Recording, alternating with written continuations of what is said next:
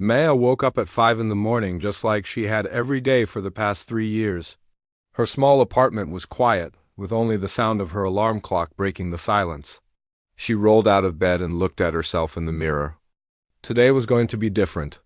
She could feel it. The Grandview Country Club sat on the hill overlooking the city like a castle made of white stone and perfect green lawns.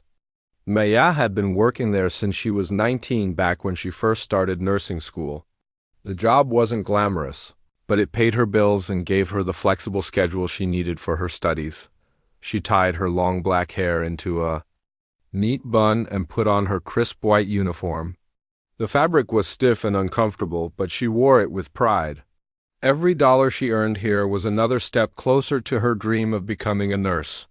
In just 6 months, she would graduate and finally leave the world of serving tables behind.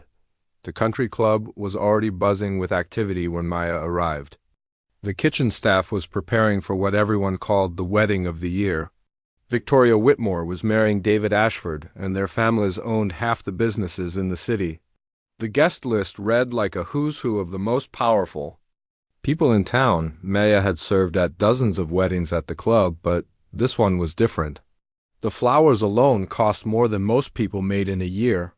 Crystal chandeliers hung from every ceiling, and the tablecloths were made of silk that probably came from some faraway country. Everything had to be perfect. "Maya, you're on the main serving team today," said Robert, the head waiter. He was a kind man in his 50s who had worked at the club longer than anyone could remember. "The bride specifically requested our best stuff." Maya nodded and smiled. She had earned her reputation as one of the most professional servers at the club. She never dropped a plate, never forgot an order, and always kept a pleasant expression even when guests were rude. And some of them were very rude. The thing about working at a place like Grandview was that you became invisible.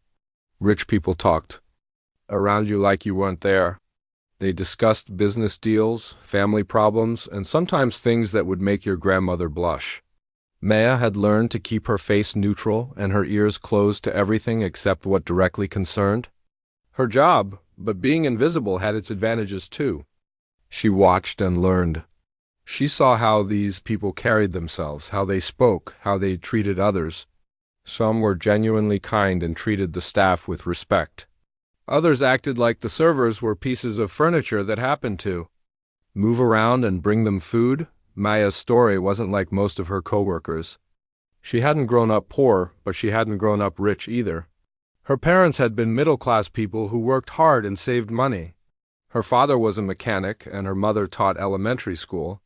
They had dreams for their daughter that went far beyond serving wealthy people at country club weddings. Everything changed when Maya was 17.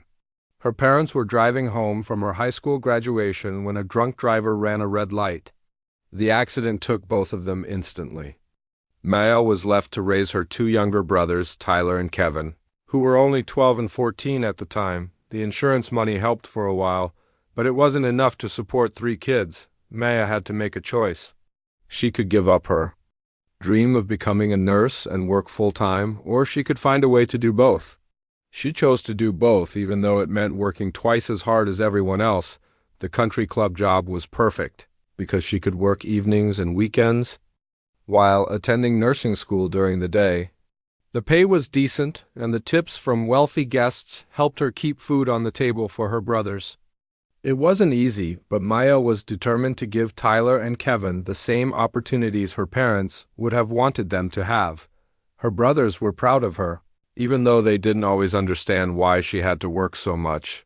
Tyler was now 15 and played basketball at the local high school. Kevin was 17 and getting ready to graduate. Both boys had part-time jobs to help with expenses, but Maya still carried most of the financial burden. The hardest part wasn't the long hours or the tired feet. It was the way some people looked at her. She could see it in their eyes sometimes. The assumption that she was serving tables because she wasn't smart enough or good enough to do anything else. They didn't know about her straight A's in nursing school. They didn't know about the nights she stayed up studying after working a double shift. They didn't know about the sacrifices she made every single day. Maya had learned to let those looks roll off her back. She knew who she was and where she was going. In 6 months, she would walk across the stage at graduation and become a registered nurse. She would help people heal and maybe save some lives along the way. That dream kept her going when the job got difficult, but there were good days too. Some guests remembered her name and asked about her studies. A few even offered to help with job recommendations when she graduated. The regular members who came to the club for dinner knew her story and treated her with respect. Those interactions reminded her that not all wealthy people were the same. The wedding preparations continued throughout the morning. Maya helped set up the reception hall, making sure every glass sparkled and every napkin was folded perfectly. The bride's family had spared no expense. There were ice sculptures, a 12-piece orchestra, and enough flowers to fill a small garden. As the afternoon approached, Maya felt a mix of excitement and nervousness. Big events like this one could be stressful, but they also meant better tips. If everything went smoothly, she might earn enough in one day to cover her textbooks for the next semester. She checked her reflection in the staff bathroom mirror one more time. Her uniform was clean and pressed, her hair was neat, and her smile was ready. Maya had no way of knowing that in just a few hours her life would change forever. She had no idea that this wedding would become the day she finally stopped being invisible. The guests began arriving in expensive cars with drivers in matching uniforms. Maya watched from the kitchen window as women in designer dresses and men in custom suits made their way into the club. Everyone looked like they had stepped out of a magazine. Victoria Whitmore arrived in a limousine that was longer than Maya's entire apartment.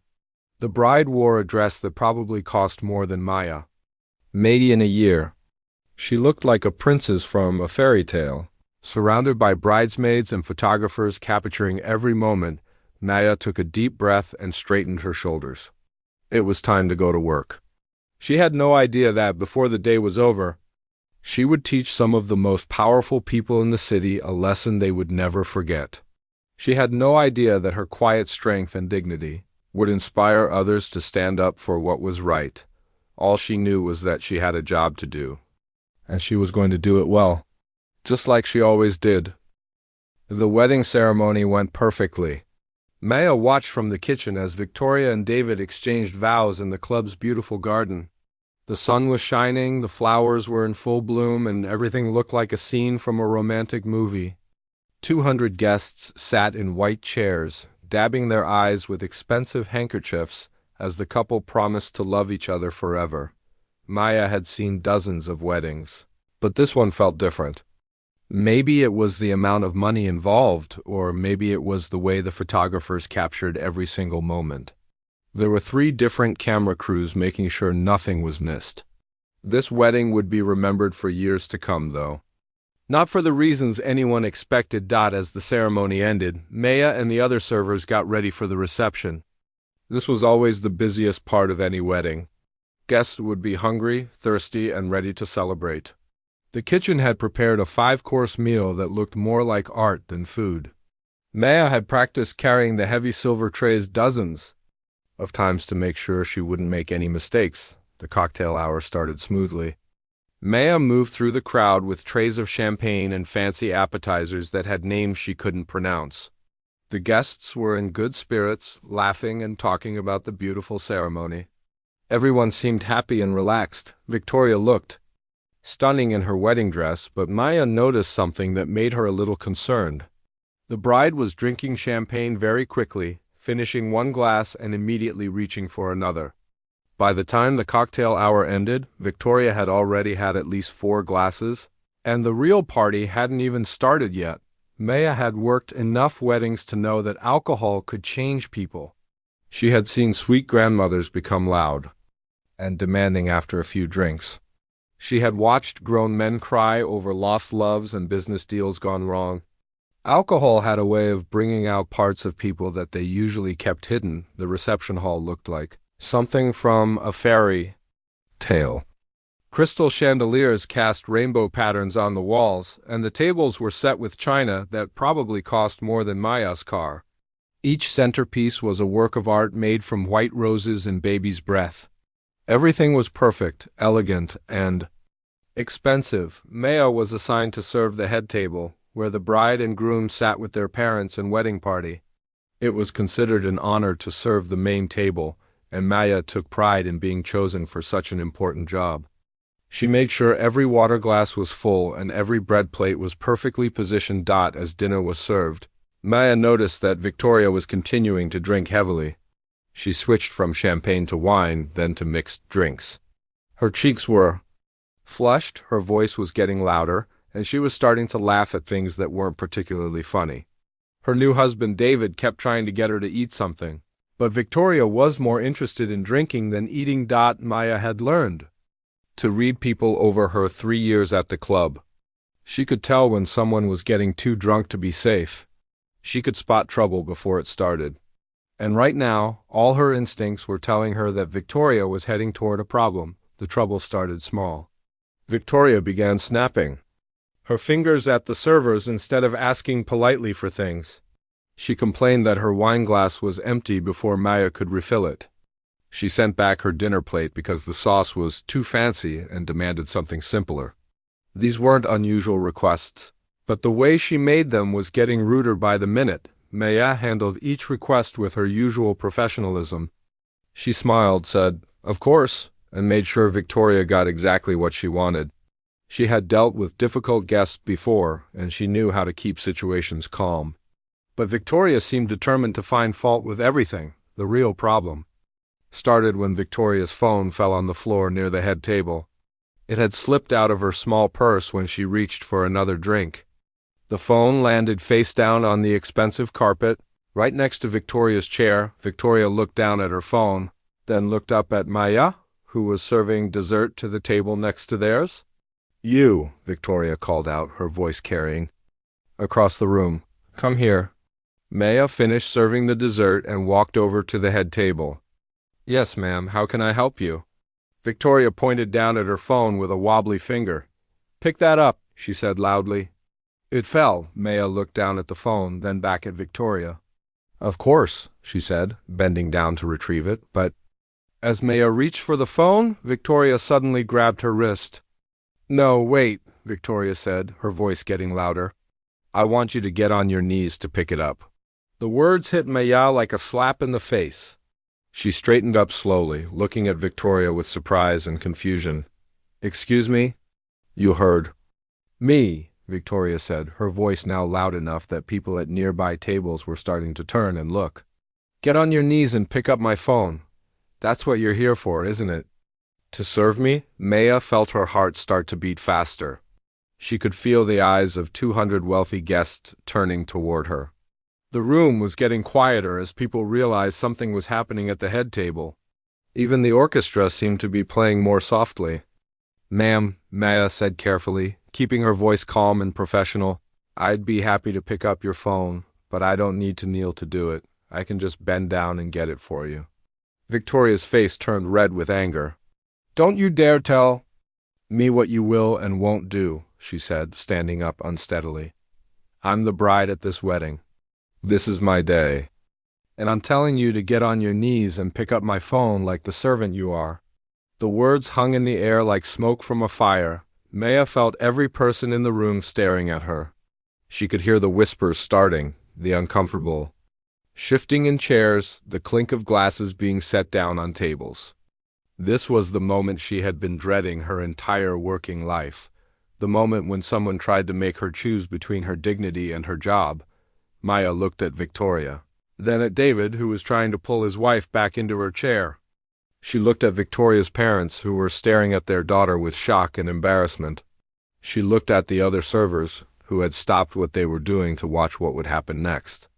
"Ma'am," Maya said, her voice steady, despite the storm of emotions inside her chest, "I will not kneel down to pick up your phone. I will bend down and get it for you, but I will not get on my knees. That's not part of my job, and it's not something I will do for anyone." The room went completely silent. Even the orchestra stopped playing. 200 people held their breath, waiting to see what would happen next. Victoria's mouth fell open in shock. Nobody had ever said no to her before, especially not someone she considered to be beneath her. "How dare you?" Victoria screamed, her voice echoing off the crystal chandeliers. How dare you refuse me? Do you know who I am? Do you know who my family is? I will have you fired. I will make sure you never work anywhere in this city again. Maya stood perfectly still, her hands at her sides, looking directly at Victoria. She had made her choice. She would not kneel. Maya stood in the middle of the reception hall, surrounded by 200 of the wealthiest people in the city, all staring at her. The silence was so thick you could almost touch it. Victoria was still screaming threats, her face red with anger and alcohol, but Maya wasn't listening to the words anymore. She was thinking about her parents. Her mother had always told her that dignity wasn't something anyone could take away from you. Maya, she used to say, you can lose your money, your house, even your job, but nobody can take your self-respect unless you give it to them. Those words echoed in Maya's mind as she looked at Victoria's twisted face. Maya reached behind her, back and slowly untied her serving apron. The white fabric felt heavy in her hands, weighted down with 3 years of silent endurance. She had worn this apron through countless shifts, through rude comments she pretended not to hear, through moments when guests treated her like she was invisible. But today was different. Today she was not going to be invisible. She folded the apron carefully and placed it on the nearest table. The simple action seemed to echo through the room like thunder. Victoria stopped screaming mid-sentence, shocked by what she was seeing. Maya wasn't running away. Maya wasn't backing down. Maya was doing something nobody expected.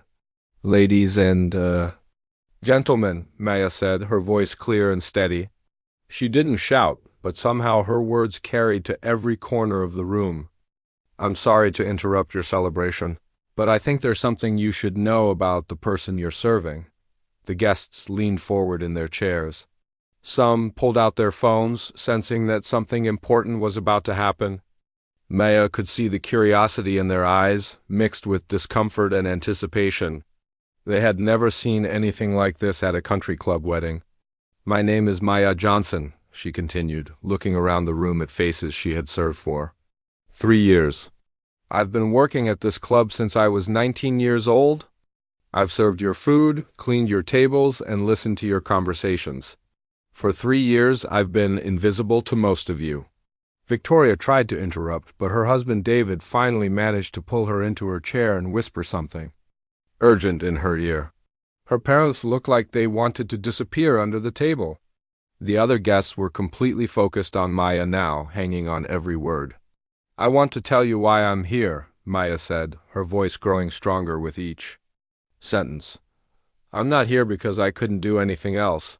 I'm not here because I'm not smart enough for a better job. I'm here because when I was 17 years old, my parents died in a car accident. They left me to take care of my 2 younger brothers, Tyler and Kevin. Maya could see some of the guests shifting uncomfortably in their seats. This wasn't the kind of story they expected to hear at a wedding, but she continued, her voice never wavering. I've been working here while going to nursing school. In 6 months, I'll graduate and become a registered nurse. I'll help people heal, maybe save some lives. I've maintained a 4.0 grade point average. While working double shifts and raising 2 teenage boys, I've never missed a day of work, never dropped a plate, never given you anything less than my best service. Some of the older guests were nodding now, recognizing the strength it must have taken to balance so much responsibility.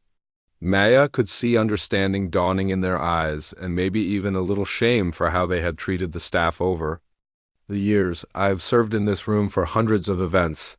I've watched your children grow up, celebrated your anniversaries, and helped make your special occasions memorable. I've done all of this with a smile, even when some of you treated me like I was furniture that happened to move around and bring you food. Victoria was trying to say something, but her words were slurred and angry.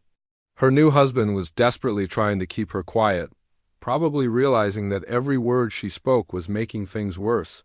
The wedding photographer had stopped taking pictures of the bride and was now focused entirely on Maya. I've never asked for anything more than basic respect, Maya continued. I've never complained when guests were rude or demanding. I've never expected to be treated like an equal, even though that's what I am. I'm a human being with dreams, goals, and dignity, just like each one of you. Maya's voice carried a strength that surprised even her. Years of holding back her true feelings, years of swallowing insults and pretending they didn't hurt, had built up inside her like water behind a dam. Now the dam was breaking and the truth was flowing out with unstoppable force. Today, this bride asked me to get on my knees to pick up her phone.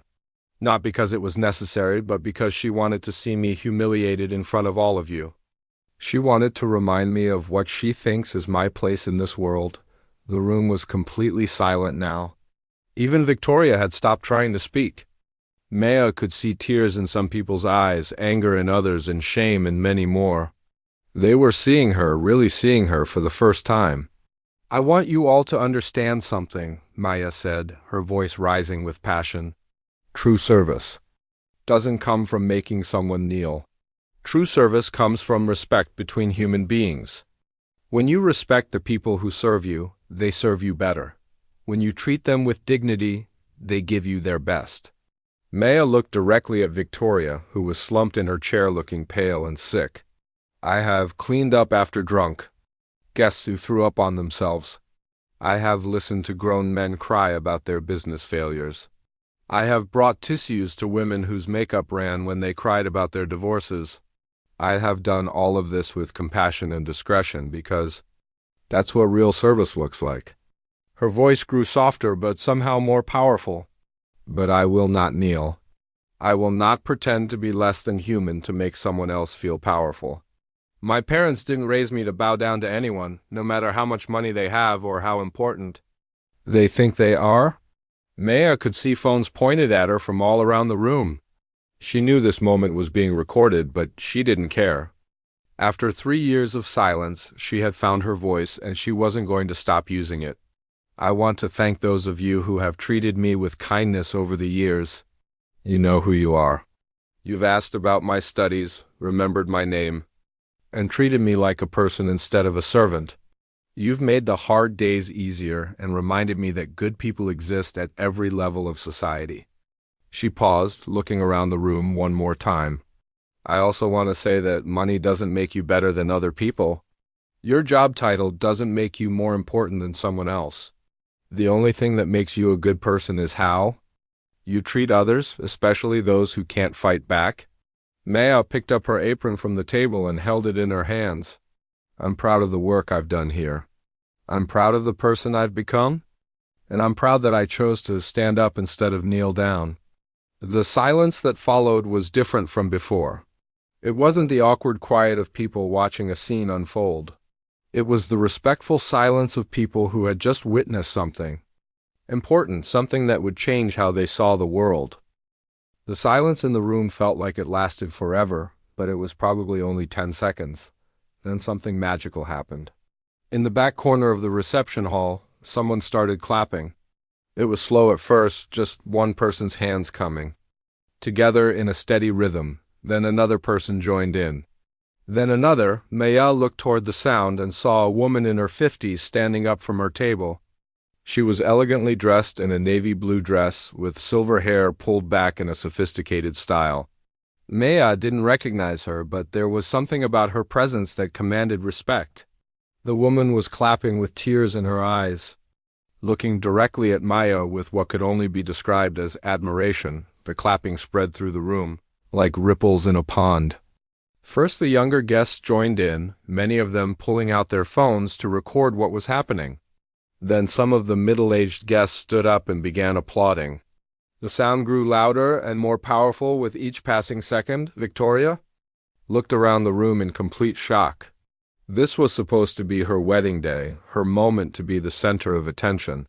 Instead, everyone was focused on a waitress who had just humiliated her in front of 200 people. She tried to stand up to say something, but her legs were unsteady from all the alcohol, and David pulled her back down into her chair. "This is ridiculous," Victoria slurred loudly, trying to speak over the applause. "She's just a waitress. Why are you clapping for her? This is my wedding." But her words seemed to have the opposite effect. Instead of stopping the applause, they made it grow louder. People were now standing throughout the room, and Maya could see anger on many faces. but the anger wasn't directed at her. It was directed at Victoria. The elegant woman who had started the applause walked across the room toward Maya. She moved with confidence and purpose, like someone who was used to being in charge. As she got closer, Maya could see that she was wearing a small name tag that said, Dr. Patricia Chun, City General Hospital. Maya's heart skipped a beat. City General Hospital was where she had applied for a nursing position after graduation. She had sent in her application 3 weeks ago and was still waiting to hear back. Dr. Chun was the chief of staff there, one of the most respected doctors in the city. Dr. Chun reached Maya and held out her hand. Maya Johnson, she said, her voice carrying clearly through the room despite the ongoing applause. My name is Dr. Patricia Chun. I've been watching you work at this club for over a year, and I've always been impressed by your professionalism and grace. Maya shook her hand, feeling overwhelmed by the moment. Thank you, Dr. Chun. It's an honor to meet you. The honor is mine, Dr. Chun replied.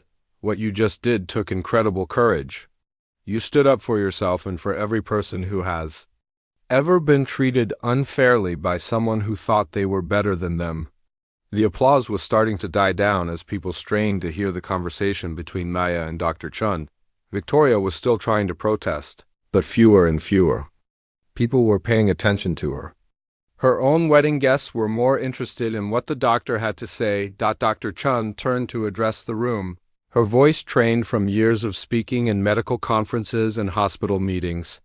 Ladies and gentlemen, I want you to know something about this young woman. Maya Johnson applied for a nursing position at my hospital 3 weeks ago. Her application was one of the most impressive I've ever seen. Maya felt her cheeks flush with embarrassment and pride. She hadn't expected anyone to know about her application, especially not at a wedding. Her grades are perfect, Dr. Chun continued.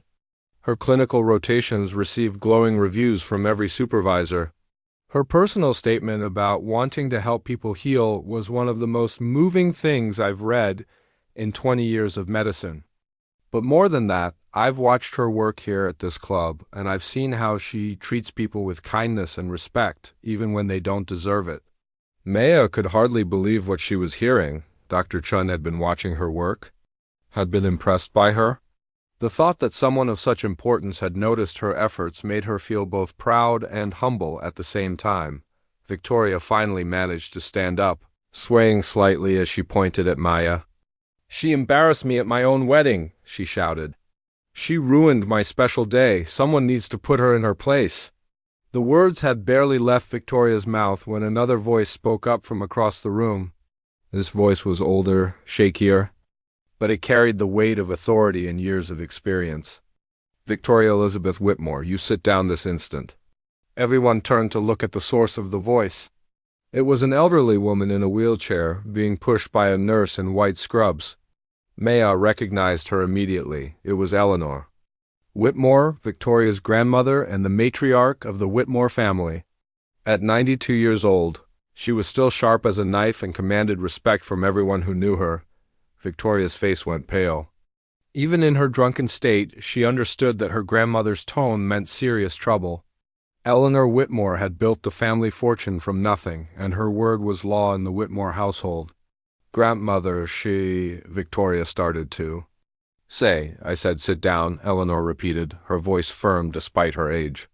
The wheelchair moved slowly across the room, with every guest stepping aside to make way. When she reached the head table, she looked up at Victoria with disappointment and anger in her eyes. In 92 years on this earth, Eleanor said, her voice carrying to every corner of the room, I have never been more ashamed of someone who carries my family name. Victoria sank into her chair as if her grandmother's words had physically pushed her down. David looked like he wanted to disappear under the table. The other members of the wedding party were staring at their hands, embarrassed by what they had witnessed. Eleanor turned her wheelchair to face Maya, who was still standing with Dr. Chun. Young lady, she said, would you please come here?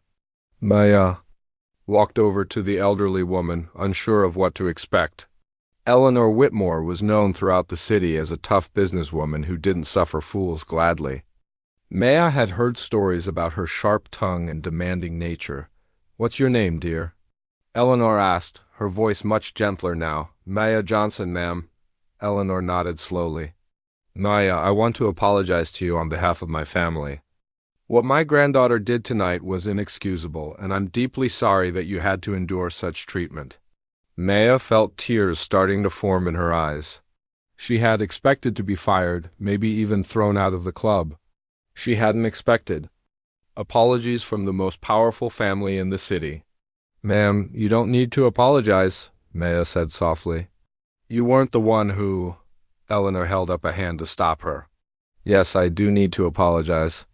Victoria represents our family, and her behavior reflects on all of us. What she did was wrong, and there's no excuse for it. The elderly woman turned back to face the room, her voice growing stronger. I want everyone here to understand something. The Whitmore family has been part of this community for 4 generations. We've built businesses, created jobs, and tried to make this city a better place. But none of that matters if we don't treat all people with dignity and respect. She looked directly at Victoria, who was now crying into her hands. Money doesn't give you the right to humiliate others. Success doesn't make you better than anyone else. And being drunk is no excuse for cruelty? Eleanor reached into her purse and pulled out a checkbook. Maya, I know this doesn't fix what happened tonight, but I want to do something to show you that not everyone in my family shares Victoria's values. Maya watched in amazement as Eleanor Whitmore wrote something on the check with her shaky but determined handwriting. The room was completely silent again, everyone waiting to see what the family matriarch would do next.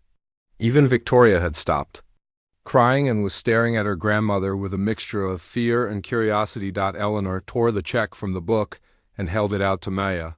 This is for your nursing school expenses, she said quietly. Consider it an investment in someone who will make this world a better place. Maya looked at the check and her eyes widened in shock. It was for $50,000, more money than she had ever seen in her life. It was enough to pay off all her student loans, buy books for her brother's college education, and still have money left over for emergencies, Mrs. Whitmore.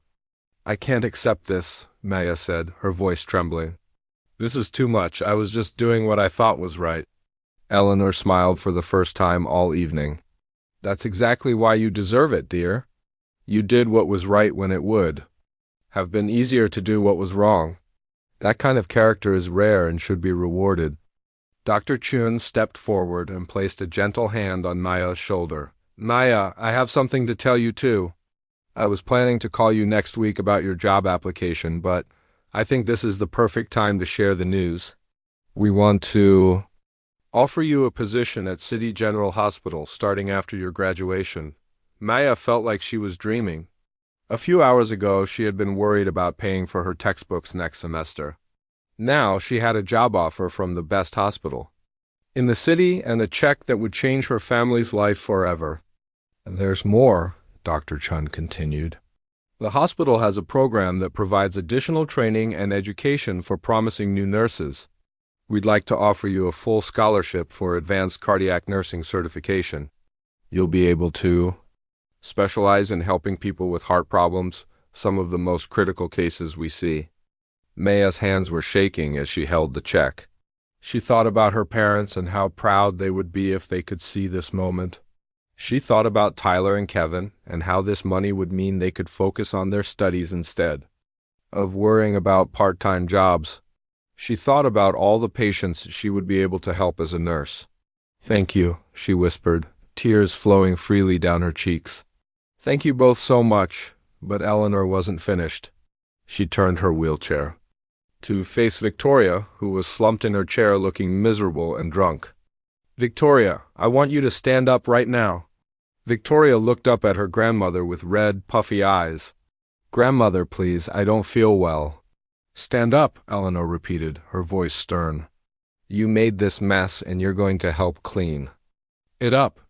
David helped his new wife to her feet.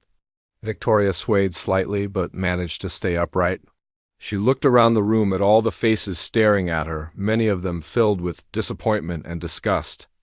I want you to apologize to Maya, Eleanor said firmly. Not because I'm making you, but because it's the right thing to do, and I want you to mean it. Victoria looked at Maya, then back at her grandmother, then at her new husband who was nodding encouragingly. She took a shaky breath and walked the few steps to where Maya was standing. Maya, Victoria said, her voice small and broken, I'm sorry. I'm really, really sorry. What I did was wrong, and there's no excuse for it. I was drunk, but that doesn't make it okay. I treated you terribly, and you didn't deserve any of it. Maya looked at Victoria's tear-stained face and saw something. She hadn't expected genuine remorse. The anger and entitlement were gone, replaced by shame and regret. Victoria looked young and scared, like a child who had just realized the consequences of her actions. I forgive you, Maya said simply. Everyone makes mistakes. What matters is what you do next. Victoria nodded gratefully and stumbled back to her chair. Eleanor watched the exchange with approval, then turned to address the entire room one more time. Let this be a lesson to all of us, the elderly woman said, her voice carrying the wisdom of 9 decades. It doesn't matter how much money you have or what family you come from. What matters is how you treat other people, especially those who can't fight back. Maya showed us tonight what real strength looks like. She showed us what dignity means. The room erupted in applause again, this time even louder than before. Maya found herself surrounded by guests who wanted to shake her hand, congratulate her, and tell her how inspired they were by her courage. Many of them were club members who had barely noticed her before tonight, but now they were seeing her as a real person with hopes and dreams. Robert, the head waiter, appeared at Maya's side with tears in his eyes. Maya, I've worked here for 25 years, and I've never seen anything like what you did tonight. You made all of us proud. The other servers gathered around Maya too, hugging her and telling her how brave she was. Many of them had experienced similar treatment from rude guests over the years, but they had never seen anyone stand up the way Maya had. She had become a hero to everyone who worked in service jobs. As the evening wound down, Maya found herself exchanging contact information with Dr. Chun and making plans for her new job. The hospital position came with benefits she had never dreamed of: health insurance, paid vacation time, and opportunities for advancement that would set her up for life. Eleanor Whitmore insisted on having her driver take Maya home. As they said goodbye, the elderly woman took Maya's hands in her own wrinkled ones. You remind me of myself when I was young, Eleanor said softly. I had to fight for respect too, in a time when women weren't supposed to run businesses. Never let anyone make you feel small, dear. You have something special inside you. 6 months later, Maya walked across the stage at her nursing school graduation. Tyler and Kevin were in the audience cheering loudly, wearing suits they had bought with money from Eleanor's generous check. Maya had graduated at the top of her class and was already working part-time at City General Hospital while finishing her final semester. Dr. Chun was there too, along with several other hospital staff members who had become Maya's mentors and friends. They were proud to have her on their team and excited about the difference she was already making in patients' lives, but the biggest surprise came after the ceremony was over. Maya was taking pictures with her brothers when she saw a familiar figure approaching. It was Victoria, looking healthy and sober. She had completed a treatment program for alcohol addiction and had spent the last 6 months volunteering at homeless shelters and food banks. Maya, Victoria said nervously, I hope it's okay that I came. I wanted to see you graduate and to thank you again for what you did that night. Maya smiled and gave Victoria a hug. I'm glad you're here. How are you doing? I'm doing better, Victoria replied. Getting help was the best thing I ever did, and seeing how you handled that situation taught me something important about standing up for what's right, even when it's hard. Victoria had used her family's resources to start a scholarship fund for students from low-income families who were studying nursing and other healthcare careers. She had named it the Maya Johnson Scholarship for Excellence in Service, and it would help dozens of students achieve their dreams over the years. As Maya looked around at all the people who had come to celebrate her achievement, she thought about how much her life had changed since that wedding night. One moment of courage had opened doors she never knew existed and created friendships that would last a lifetime. Most importantly, it had shown her that standing up for yourself wasn't just about personal dignity, it was about showing others that they could stand up too. Maya's story had inspired countless people to treat service workers with more respect and to speak up when they saw injustice happening. Years later, when Maya became a head nurse and then a nursing supervisor, she would tell her story to new employees. She would remind them that everyone deserves to be treated with dignity, no matter what job they do or how much money they make. And she would always end with the same message her mother had taught her long ago: nobody can take your self-respect unless you give it to them.